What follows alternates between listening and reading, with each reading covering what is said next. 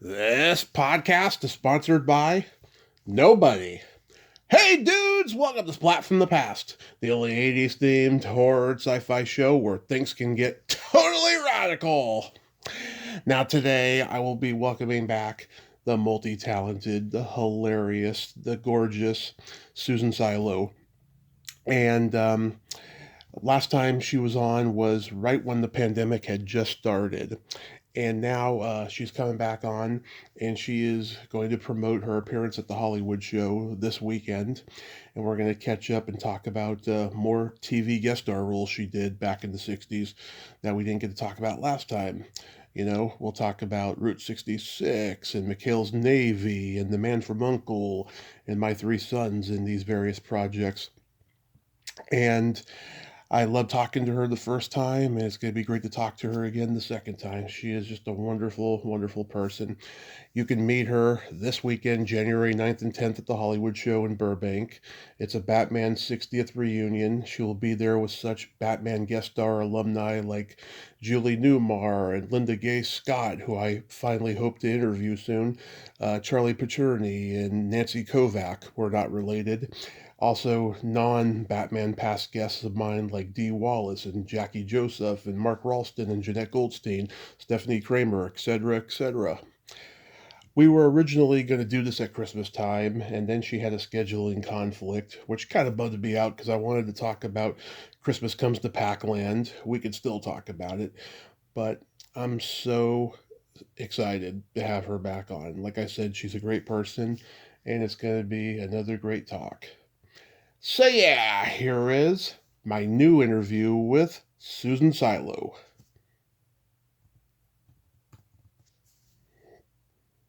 Hey Susan, welcome back. How are you today? Oh, I'm fine, Tommy. How are you? I am fantastic now that I'm talking to you. Well, yeah, it's good to be back. There's so much happening. So happy New Year, by the way. Happy New Year. How was your holiday season? It was fantastic. Thank you. I got to do, all the things I wanted to do, except for the crazy rain, right? Oh yeah, God, that's been awful. I mean, it was just a deluge. I mean, it was, wow. I kept saying, what? We had such gorgeous weather, and then suddenly at each holiday, the Christmas and the New Year, the rain came. I mean, it was like, oh Yeah. my God. I didn't see sunshine for almost a month, I'll tell you. Oh God, I'm so glad to see it today. I took my, I usually walk over 3 miles every day, and it was good to get out there rather than the treadmill, I can tell you. Yes. So I wanted to talk about TV guest star roles we didn't get to last time.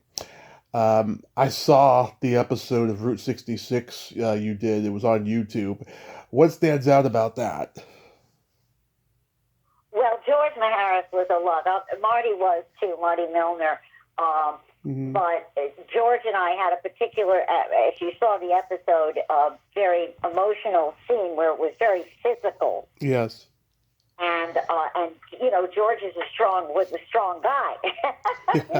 And he was very concerned that, he was hurting me.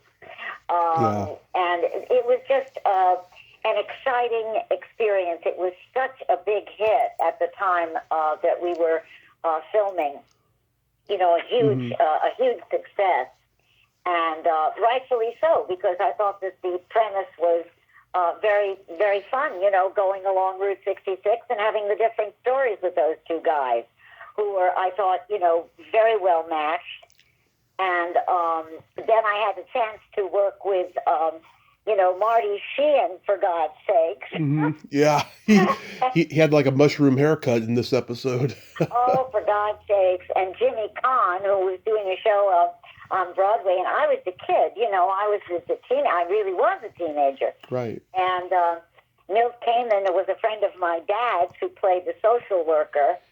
And so it was kind of, there was a family feeling about it. We shot in Philadelphia in the rain, speaking of rain, and sometimes the director, Elliot Silverstein, that had to shoot so it didn't look like rain. And then when we wanted rain, it didn't rain. It was very technical because on the rooftops, as you'll recall, when they did the fight scenes, Yeah. and very slippery, by the way. And I was wearing loafers, not tennis shoes, and it was, pretty wild. And there was a stunt that was done that was the big leap, and it was a 10-story drop that the guy took the leap, the stuntman. So that was, very exciting. Those were the days, so to speak. And that was film. That was not video. That was film. Right. And God, that show had such a great commentary on Korean War veterans, and it was just, it was a very good, very clever original show. And I'm surprised it never got rebooted or anything.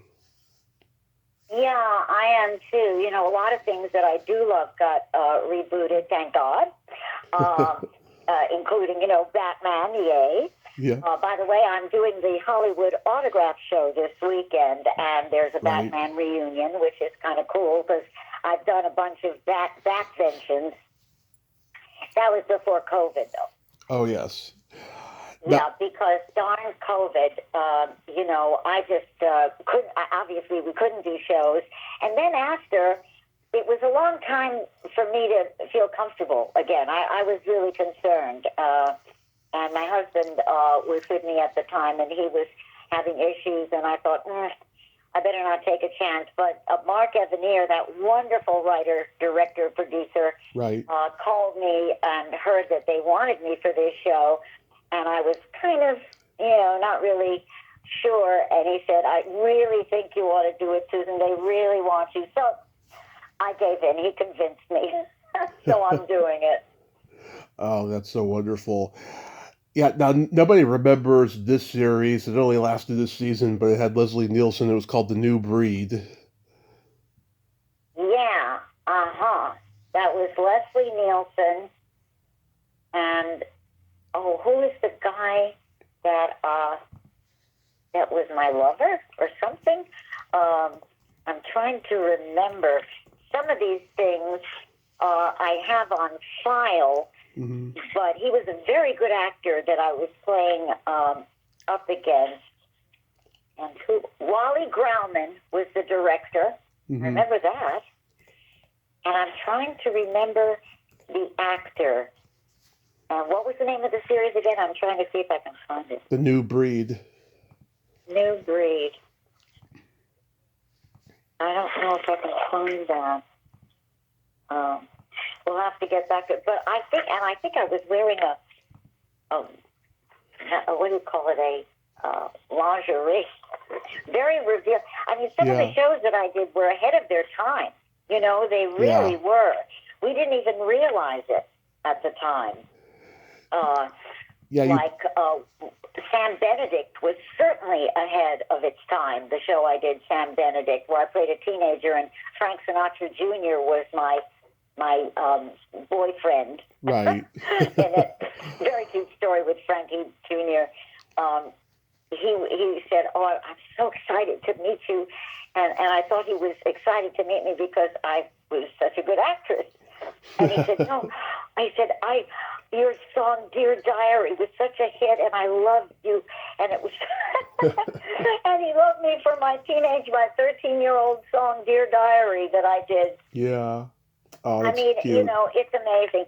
I've had a very, very long career. Oh, yes. You've had an amazing career. Eileen Heckert was in that episode as well. Oh, I love her. Yeah. Well, I don't think we had any scenes together, though. See, that's the thing. When you usually, they shoot different things at different times, and you don't always work with all the actors that are on the show, but she was a sensational actress. Very. I talked to her son a couple of years ago. Did you? Yeah, he's a playwright. Did Leslie Nielsen have his whoopee cushion on set at that time? I'm sure he did, because everybody was, people pranking was a big deal on the Mhm. sets. I don't know why. I think it's a boy thing, Tommy. It is. I don't recall any of the women doing it. Michael Landon, whom I adored and who was such a good friend, he was a prankster too. Mhm. So yeah, I'm sure that Mr. Nielsen had some whoopee cushion things going. I just don't remember that. I thank God was not a participant of that. It's definitely a boy thing. It's a boy thing. I mean, but I love the boys. They're so much fun. Mhm. But it's just not a girly thing. Right. You were on Hazel, another forgotten show that it's kind of getting resurrected a little because people who do these autograph shows that were on there go to them and stuff. Anything stand out about Shirley Booth? Well, first of all, I was so out of my mind thrilled. I couldn't believe that Shirley Booth, this fabulous actress, was doing an episodic television show, a series, because it was like, but she's such a big star in her genre, you know what I'm saying? And Yeah. so to be on the set with her was a thrill. I played the Italian maid, I believe, and someone just had seen it a while back, because they are running those old shows, on the channel that does that. The Me TV, yeah. Yeah, they do, and people come up to me and they tell me about these old stores, and I'm like, oh my God, because I did like a lot of Wagon Trains Yeah. with Bobby Blake. I did Wagon Train with Bobby Blake, and I did Hitchcock with what's his name? Oh yeah, we talked about Wagon that. Train. The guy who played the Western leader of the train. What was his name? Is that Robert Fuller? No, that was later. This was before Robert Fuller. Frank McGrath? No, Was it Frank McGrath or Terry Wilson? no, I knew Frank McGrath, but no, it wasn't Terry Wilson. I knew him too. Oh God, Michael Burns? No. And Hitchcock, she played my mother, and she was married to the guy. Oh yeah, it was Jeanette Nolan. Jeanette, okay, it was Jeanette, and it was Yeah. Jeanette's husband who was on Wagon Train. Jeanette played my mother in the Hitchcock, Right. which was a really good Hitchcock. Oh yes. And well, way before its time on that one too, as far as telling a story about a man who gets out of prison and wants to see his wife and maybe give her the money that he earned in prison and maybe pick up their life, et cetera, and she's very upset and not really that willing or whatever, and he goes to a bar and gets rolled by a hooker sitting at the bar, and well, spoiler alert here. Guess who the hooker is? You? Me, and I turn out to be his daughter. Wow. Yeah. Wow. I mean, that was an Alf Shalene. Talk about names. Alf Shalene directed it. I adored him. What a handsome man, and what a great director. And that was way. Don't forget, that was way before they were doing stuff like that. I was shocked that they did it. And at the end of the show, they go a big close up on me. Mm-hmm. And they say, I'd like you to meet Angela. Angela was my name. And they go right into me, your daughter. Pretty cool, huh? Yeah, that is pretty cool. I saw your McHale's Navy episode, Babette Go Home. God, that must have been a lot of fun. Oh, God. Oh, God. Oh, my God. We had so much fun. Well, Papa Jay Novello played my father again. Was he my father in that one? I believe so, yeah. Yeah, because, he was on combat. He was also my father in combat. We played all sorts of things, and we were very close friends. He was like a second pop to me, like Carol O'Connor was. I had kind of everyone looking after me because I was a young kid, and they were very protective, which was lovely. and they also respected my talent, which was also very lovely. Yeah. Well, you had that French accent, and Oh you yes, you kicked the oh general yes. in the shins twice. That was I great. played French girls a lot, and there were a couple of real French women, young women, who said, "Why is she getting the roles?" And one of the directors says, "Because they can understand her. Yeah.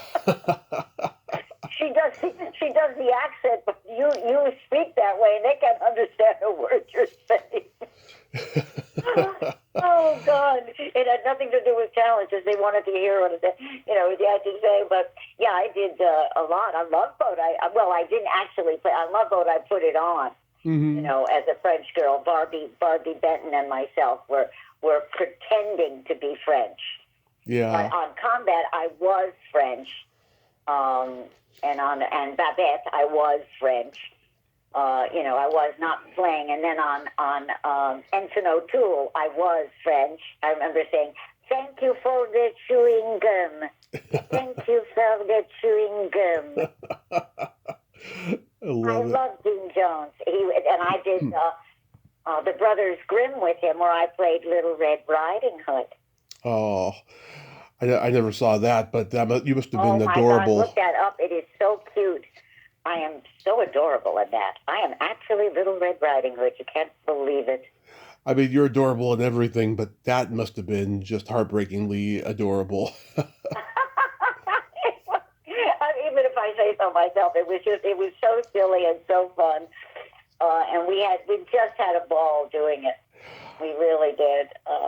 And you, I've worked with so many wonderful people. oh yeah, you've been so lucky. And you were also in the McHale's Navy Air Force movie, and I found out Ernest Borgnine could not be in the movie because he was making Flight of the Phoenix, and they said that they were going to make the move they were going to wait until he was done with that movie to make this, but then they just went ahead and made it anyway. I heard he was pissed. He held a grudge against McHale's Navy for a long time until they did the reboot movie with Tom Arnold in the 90s. Well, I think Ernie just was kind of, he did that marvelous movie Marty. Right. That was his breakout Yeah. thing, and he was sensational in that. That was a really poignant, beautiful movie. But then Ernie played, the tough guys, and I think it was part of his persona. Right. I think that was who, he took on that pissed off attitude. And Tim Conway was a love. I mean, we worked together obviously on the television show, and then of course we did the movie together, and it worked out well. I mean, he might have been pissed or not. I mean, as I said, I think that was part of his Yeah. mask, of playing after he did Marty, of playing the tough guys. Yeah. And interesting enough, I mean, he did From Here to Eternity. That's where people first kind of became aware of him. And then Marty, he wins an Academy Award for Best Leading Man, but then he's playing villains and sidekicks for the rest of his career. It's interesting how that happened, you know? Yeah, it really is. As I said, that was his breakout. But what happened was then, he's a big burly guy with a booming voice who, married another booming voice, Ethel Merman, which we all thought was hysterical when Hmm. we were doing McHale's Navy, because they said, "Can you imagine an argument between the two of them?" Oh God, You know what I'm saying? it must have been like the Hindenburg. I'm telling you, and their marriage did not last that long, but God bless them, they did it, and wow. Yeah, They tried. But yeah, his breakout was that, and then he ended up but he had an amazing career. he did. Yeah, another actor who had a similar fate was Richard Boone, and you worked with him on Have Gun Will Travel. I sure did. I I sure did, and that was we had a scene. Gail Colby played the typical school marm Western gal, and I was an Indian. Hmm. Okay, some sort of Indian. They did not tell me which tribe, Yeah. and I didn't ask. I guess I just said, "Okay, I'm an Indian." And in this, here we are. We're doing episodic television. Whatever. And so Gail and I had a fight scene at night, and I think the Caneo Ranch in the water, and I am wearing leather, right, because I'm an Indian. Right. And I have a wig, okay. And Gail is wearing regular school money, cotton, and whatever. Well, I want to tell you something. You don't want to get leather wet Yeah. at night. It is not comfy. And so they had to, there I am, a teenager, and they had to give me brandy. I was freezing my little Indian, you know what all. Yep. and there we were, and I, took like a few sips, and I was loaded. And I always laugh when I've seen that scene. I'm like, I don't know what I'm doing. I'm flailing around because I'm absolutely pie-eyed. Yeah. I mean, those were the days. I know. I mean, you got to do it. Rita Moreno got to do it. Back then, actors did that. Now it's considered culturally inappropriate. Exactly. Which I think, is a bit of a shame. Luckily, I am doing voiceover, so it's a little looser on the PC correctness, Yeah. The thing is that why are we actors then?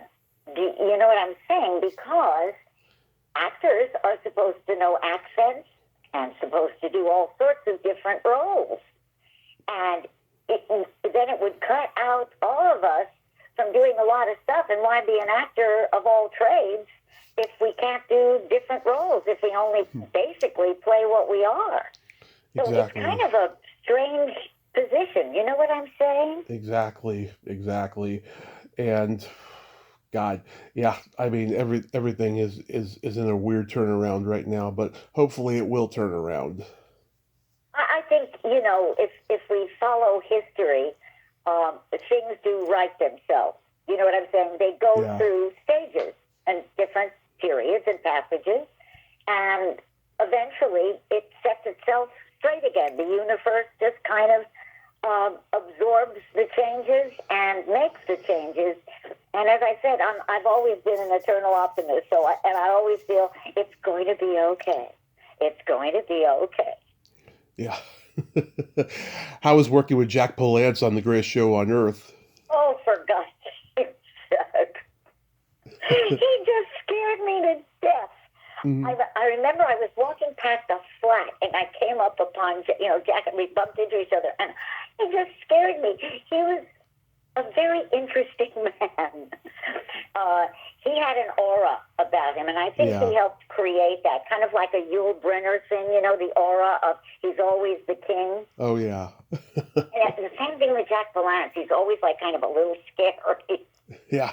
And a good actor, but, with just that little bit of, I don't know. I just, and I had to wear, in those days, they didn't have those portable casts.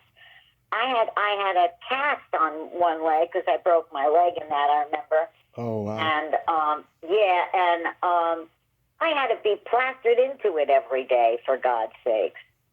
That wasn't a lot of fun. I know what it's like breaking bones in a leg. It's very arthritic, and it's not fun. Not fun, and I was fine. Here I was with a good leg, and I had to walk around in crutches all day. Yeah.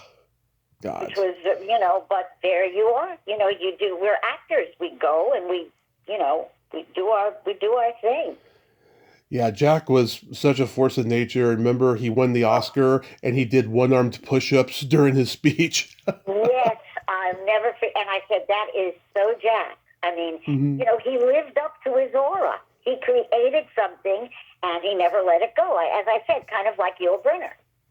Yeah, exactly. Those guys are just one of a kind, and they can never be replaced.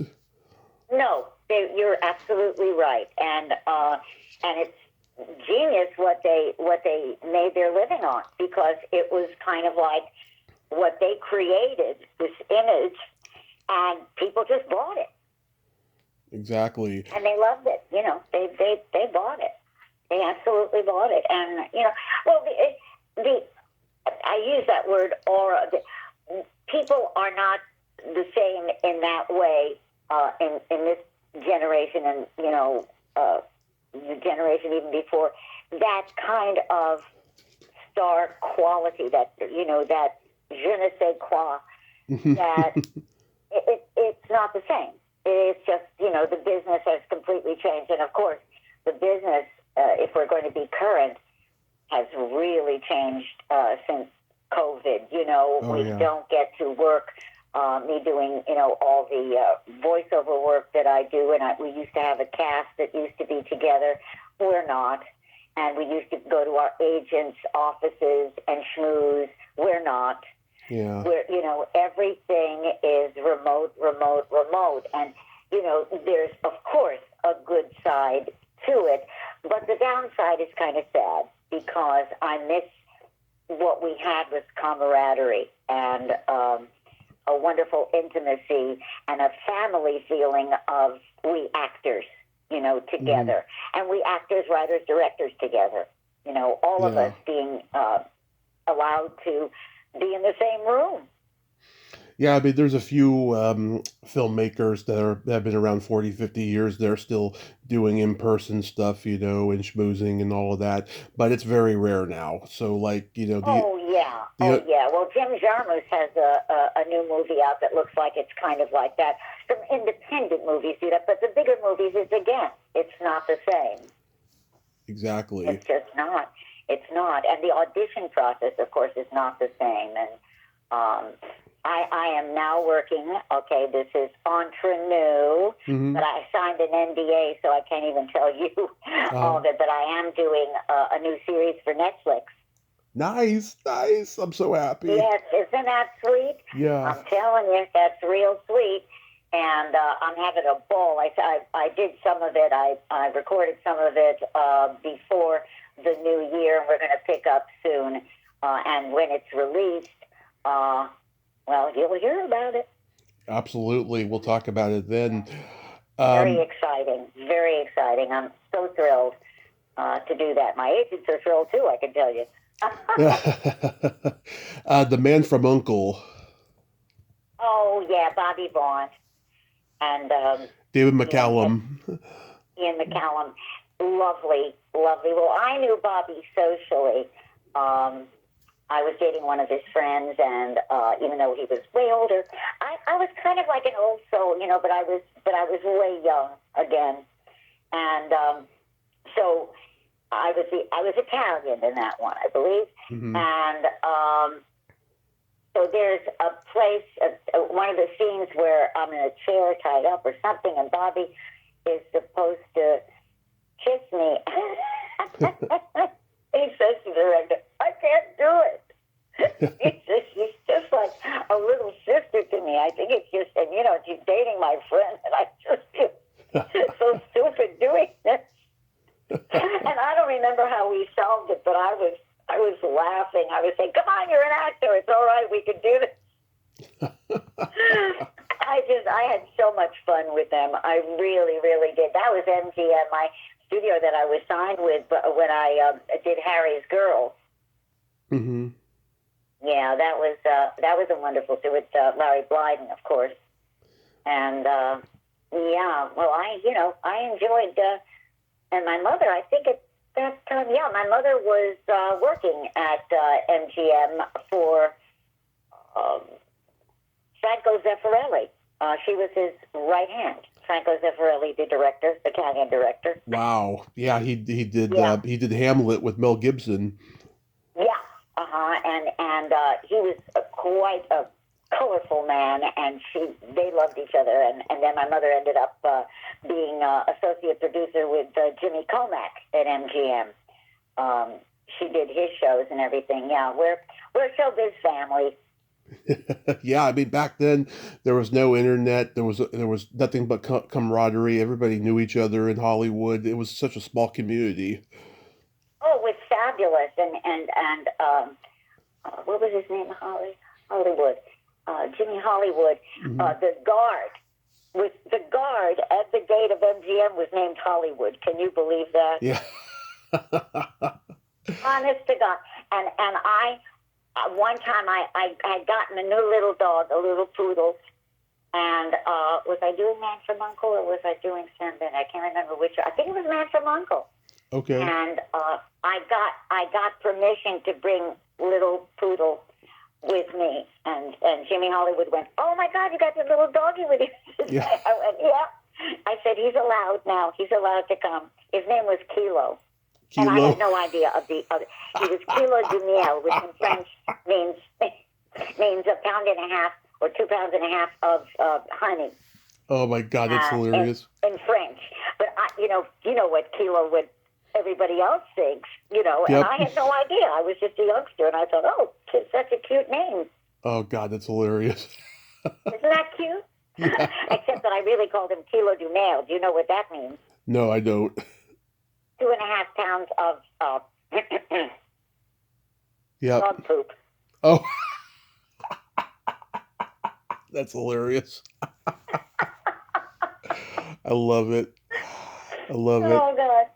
How about my 3 sons? Oh, very nice. But he kept that. I said, "I'm cold."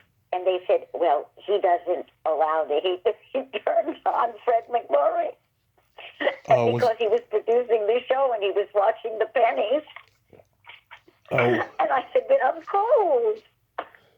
Oh, was he being awful? No, he wasn't being awful. He was just being prudent, I guess. Oh. Yeah, It was his dime. It was his dime, I've had Stanley. That was a lovely cat. I've had Stanley Livingston on, and I met him at a Comic-Con. He's a sweet guy. Oh yeah. They were really nice people. Very nice show. Very dear. Very, very pretty. It was a very sweet show. I enjoyed doing that show. Yeah, it lasted a long time too. So when we were planning on doing this at Christmas time, I wanted to talk about Christmas Comes to PacLand. Oh, Jesus. Yeah, I was born in 83. My brother was born in 73. I'm sure he remembers it more because he played video games like Pac-Man and stuff. Oh, right. And that was Hanna-Barbera. Yeah, that was when, wow. That's another thing that the studios, if you saw the studio in Hanna-Barbera, Nickelodeon is still very cute and adorable, but Hanna-Barbera was wild with all the creatures all around it, and the ink people were actually doing their job there before they shipped it out overseas. Mm-hmm. It was a wild and wonderful time. It really was, and we had a ball doing Pac-Man. That was at the beginning, really, of my big animated, career that turned into, that was towards the beginning of the start of a wonderful, wonderful career that I've had in animation. Yeah, Barbara Minkus was in there. She's so funny. Barbara. I've tried. She sure was. We were friends for a long, long, long time, and people's lives change. You divorce, you this, you that, and kids grow up, but yeah, we were close for a long time. We made friends. That's what I'm saying. We had the schmooze going. Mm-hmm. I've been trying to get in touch with her to come on and stuff. Hopefully, it'll happen in the future. I'll tell her you said hi if I do. Oh, absolutely. Another big talent. Neil Ross, he was the voice of Clyde. I've talked to him. He's an interesting guy. Neil, my honey, Neil. I love Neil. Neil and I have done a lot of shows together, and we have the same agent. Mm-hmm. We've been friends ever since we were working together. He is just a wonderful human being and an extremely talented man. He's very British, even though he doesn't have the accent. Yeah, well, he's Canadian, I think. Canadian. So Canadian British, yeah. Yeah, well, that was his family, yes. Mm-hmm. Well, it's like me too. Once in a while, I slipped into kind of a more.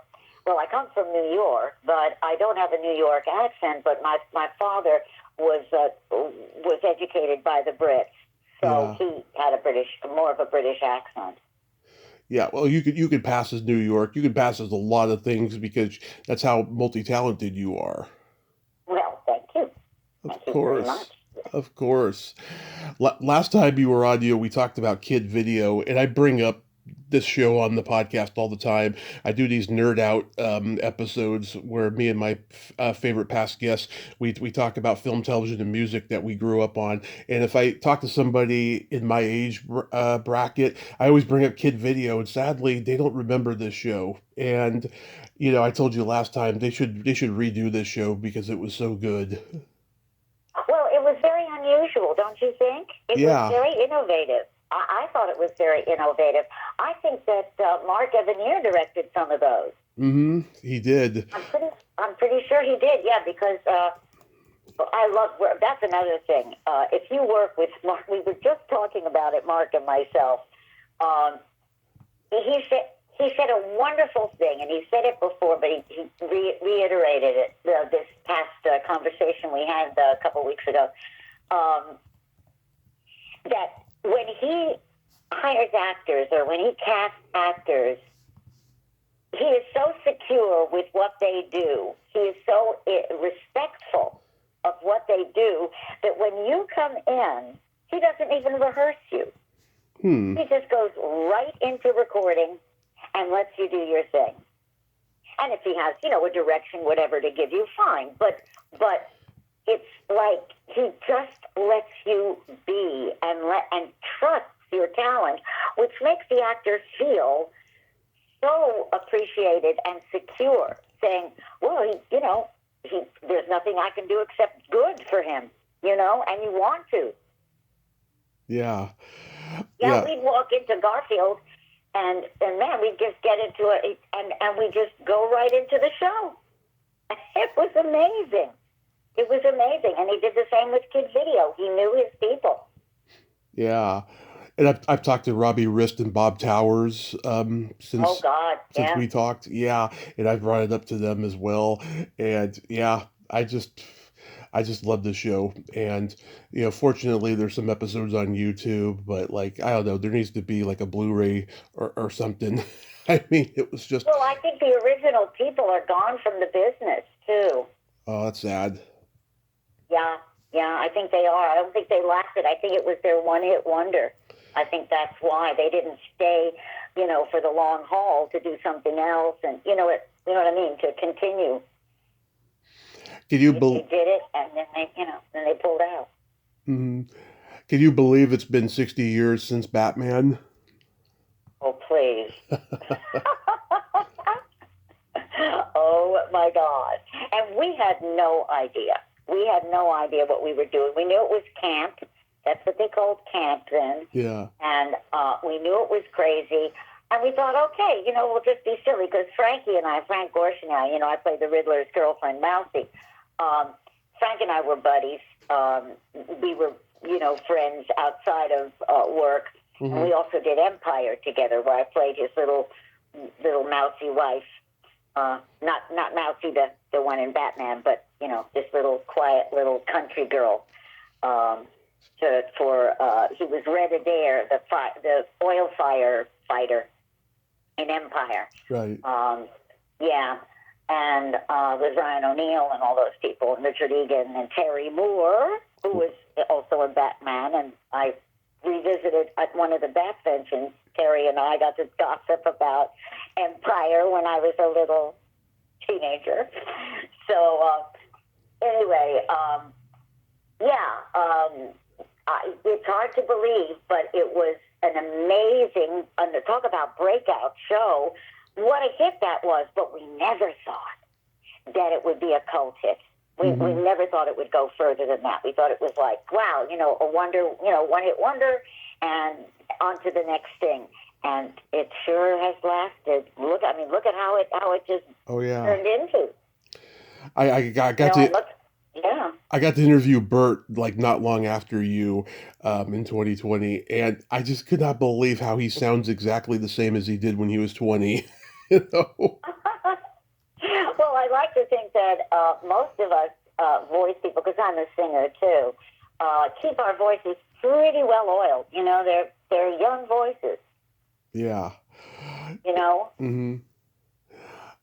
In terms of on-camera acting, do you get recognized for this the most more than anything? Oh, that's a good question.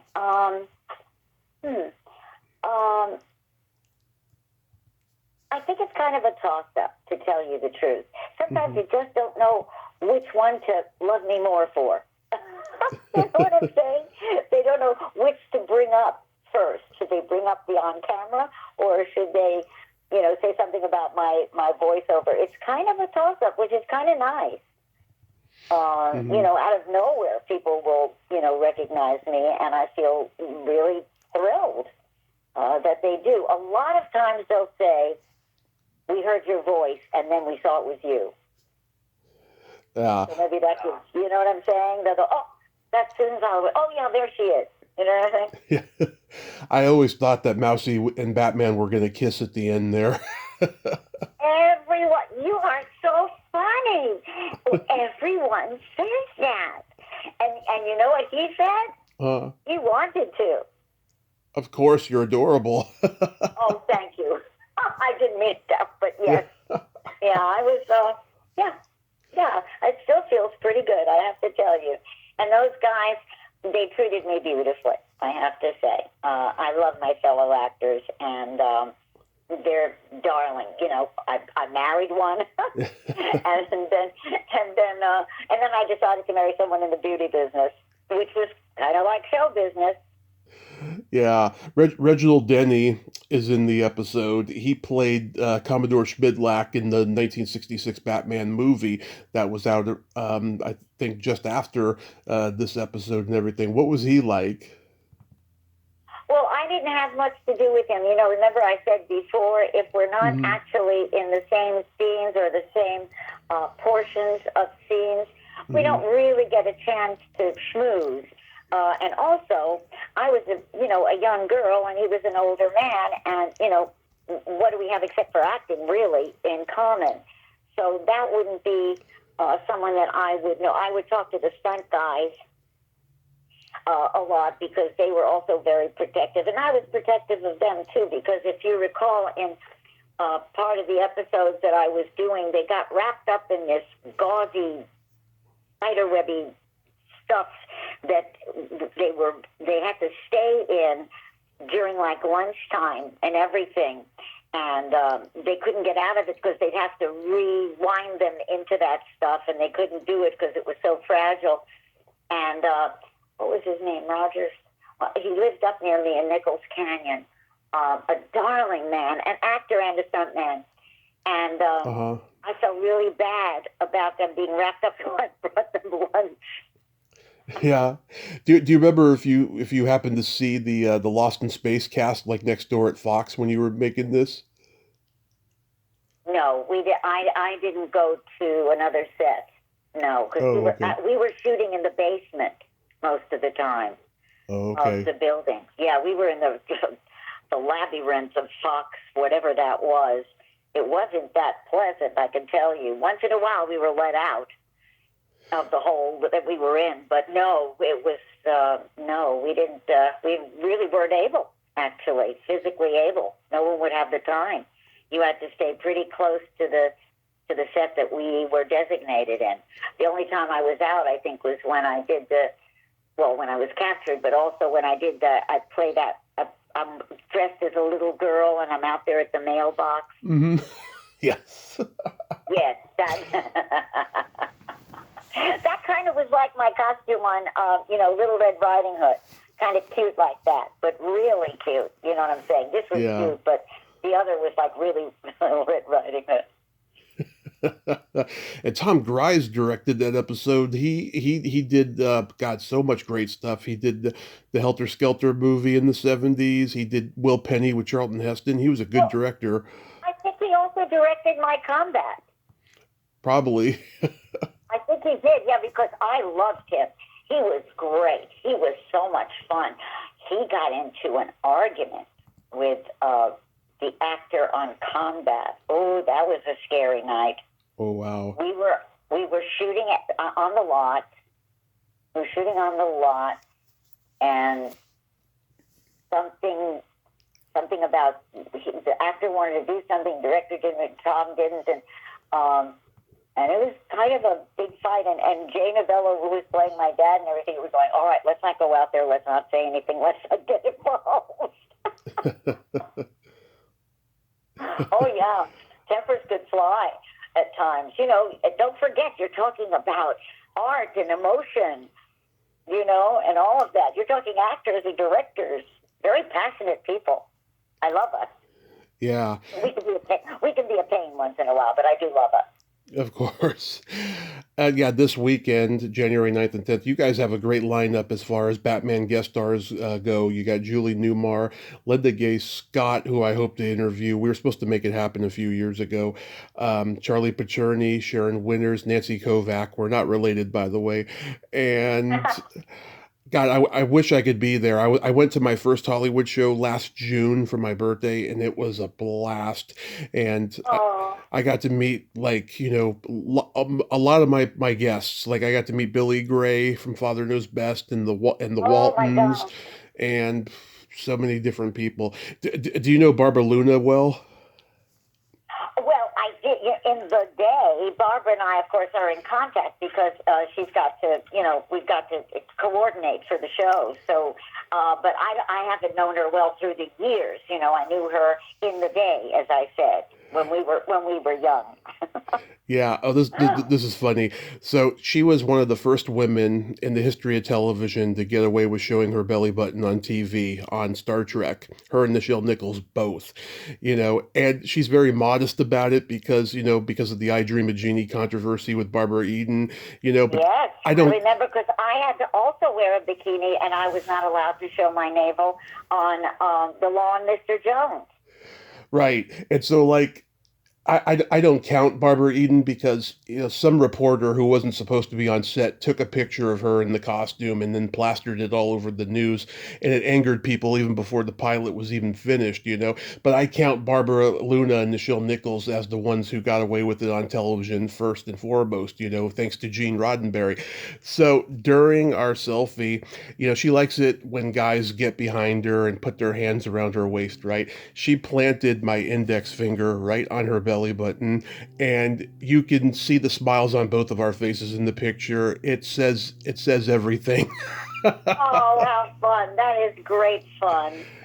Yeah, That is great fun. it Oh was gosh. it Well, was you see, all magical. these wonderful stories wouldn't happen if you didn't have that intimacy and the schmooze. Exactly, you know. And yeah, I mean, I would have let her touch mine, but it's very ticklish. Well, I just, you know, I remember that they covered me with a scarf.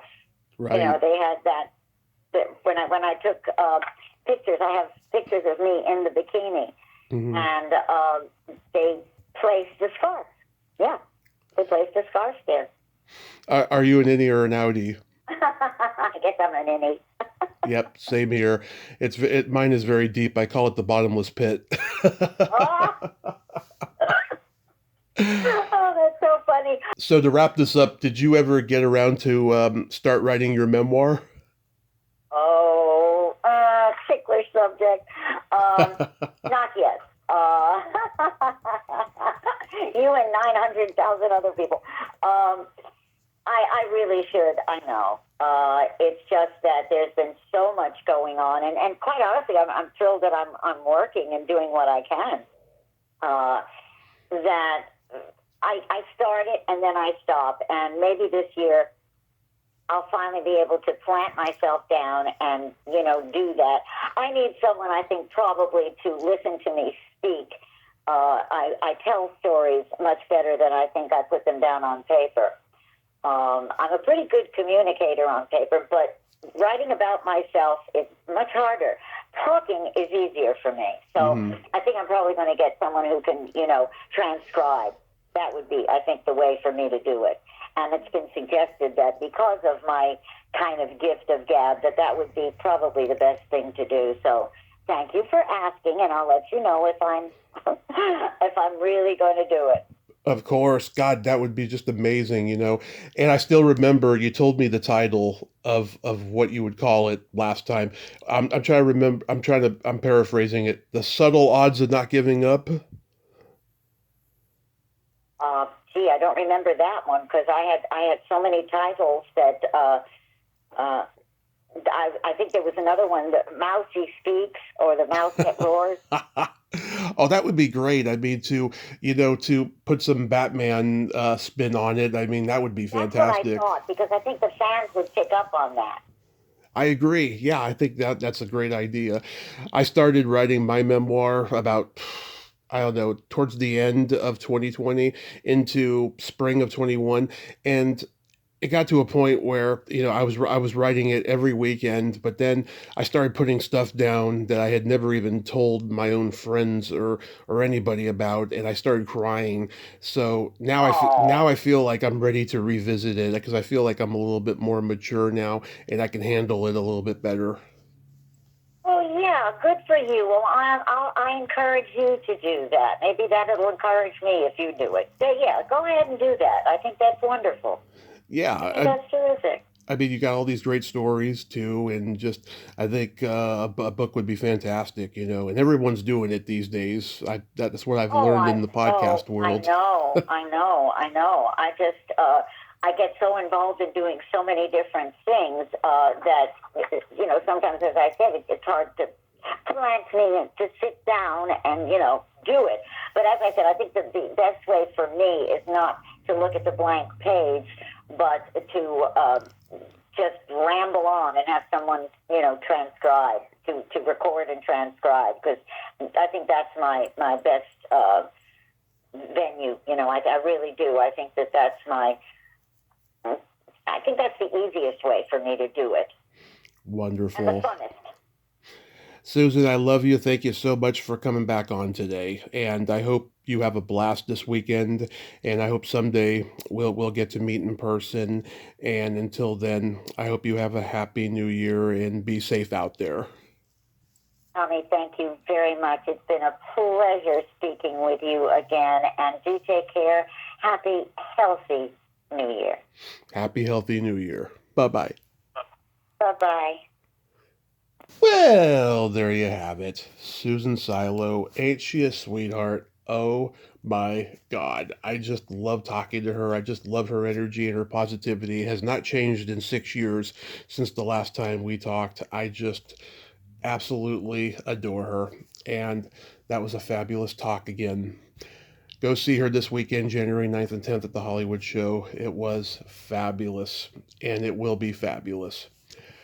Well, until next time, this is Tommy Throwback Kovac saying there's no shame in living in the past because the present sucks. Later, dudes. Da-da-da-da-da-da, Batman!